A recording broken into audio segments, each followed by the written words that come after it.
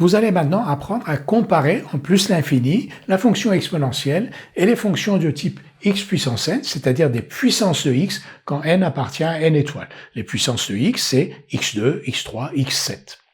Un premier rappel d'abord, limite de exponentielle de x quand x tend vers plus l'infini est égale à plus l'infini. Ça, c'est un résultat que vous devez absolument connaître. Et même si on n'en a pas besoin plus loin, limite de exponentielle de x quand x tend vers moins l'infini est égale à 0.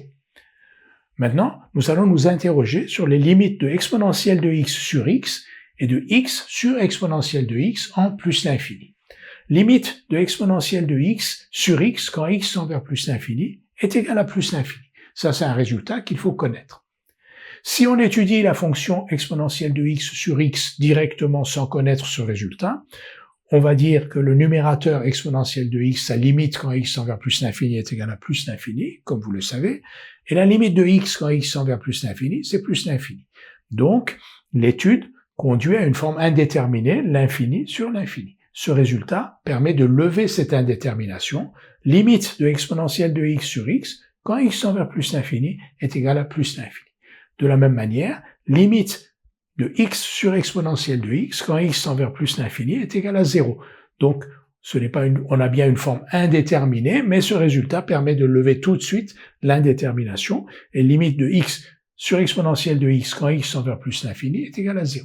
On peut généraliser, ici nous avions x, le résultat est valide avec x puissance n pour n appartenant à n étoiles.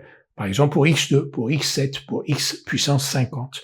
Limite de exponentielle de x sur x puissance n appartenant à n étoiles quand x tend vers plus l'infini est égal à plus l'infini, c'est-à-dire que l'exponentielle, on dit que l'exponentielle l'emporte sur les puissances de n, on y reviendra, et limite de x puissance n sur exponentielle de x quand x tend vers plus l'infini est égal à 0. Encore une fois, ici on a une forme indéterminée puisque le numérateur x puissance n, si on ne tient pas compte de ce résultat, si on étudie cette limite, on va dire limite de x puissance n quand n tend vers plus l'infini égale plus l'infini, limite de exponentielle de x quand x tend vers plus l'infini égale plus l'infini. Donc on a une forme indéterminée, l'infini sur l'infini. Ce résultat permet de lever immédiatement l'indétermination. Limite de x puissance n sur exponentielle de x quand x tend vers plus l'infini est égal à 0. Ces résultats, ceux-là, parce que finalement ce résultat-là se déduit de ce résultat en faisant n égale 1, donc ces deux résultats sont à connaître absolument par cœur. Et on exprime cela en disant qu'en plus l'infini, l'exponentielle l'emporte sur les puissances de x.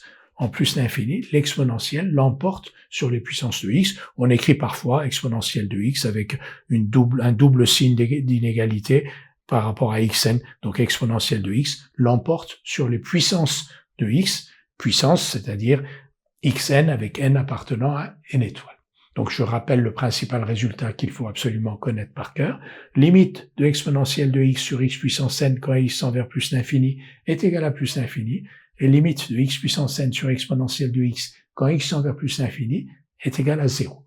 Nous allons tout de suite faire quelques exercices pour nous entraîner à utiliser ces résultats.